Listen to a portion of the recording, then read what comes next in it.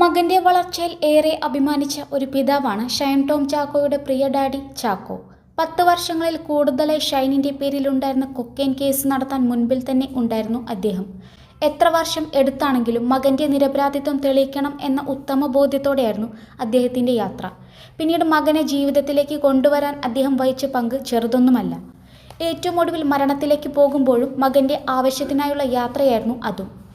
മകന്റെ ചികിത്സയ്ക്ക് വേണ്ടിയുള്ള യാത്രയിലാണ് ഷൈനിന്റെ കുടുംബം സഞ്ചരിച്ച വാഹനം അപകടത്തിൽ പെടുന്നത്. ഷൈനും ഡാഡിയും മമ്മിയുമായിരുന്നു എപ്പോഴും ഒരുമിച്ചുണ്ടായിരുന്നത്. അപകടത്തിൽ ചാക്കോ മരണപ്പെടുകയും ഷൈനും അമ്മയ്ക്കും പരിക്കേൽക്കുകയും ചെയ്തു. കുടുംബത്തെ സ്നേഹിക്കുന്നതിൽ ഷൈൻ എന്നും മുൻപിൽ ആണെന്നാണ് ഡാഡി എപ്പോഴും മാധ്യമങ്ങളോട് പറഞ്ഞത്.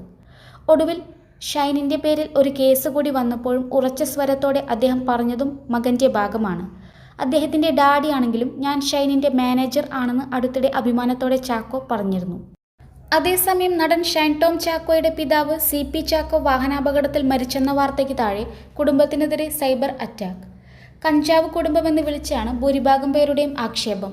ഇവന്റെ കുടുംബം കഞ്ചാവടിച്ച് കിളിപ്പോയവർ ആണ്. ഇവന്റെ അമ്മ അടിക്കുമോ എന്നറിയില്ല, ബാക്കിയെല്ലാം ഇതിന്റെ ആശാന്മാരാണ്. അവിടെ കഞ്ചാവ് കിട്ടോ, അവൻ കഞ്ചാവടിച്ചിട്ട് അലക്ഷ്യമായി വണ്ടി ഓടിച്ചതായിരിക്കും എന്നിങ്ങനെയാണ് മരണവാർത്ത പങ്കിട്ട ന്യൂസിന് താഴെ വന്ന കമന്റുകൾ. അതേസമയം ഷൈൻ ടോം ചാക്കോയുടെ പിതാവിന്റെ മരണവുമായി ബന്ധപ്പെട്ട വാർത്തകൾക്ക് മോശം കമന്റിടുന്ന ആളുകൾക്കെതിരെ കുറിപ്പുമായി ചലച്ചിത്ര പ്രവർത്തകൻ ആര്യൻ രമണി ഗിരിജ വല്ലഭൻ. ഷൈൻ ടോം ചാക്കോയ്ക്കെതിരായ ലഹരി കേസുകളുമായി അച്ഛന്റെ മരണവാർത്തയെ കൂട്ടിക്കുഴയ്ക്കുന്നതിനെതിരെയാണ് ആര്യന്റെ കുറിപ്പ്.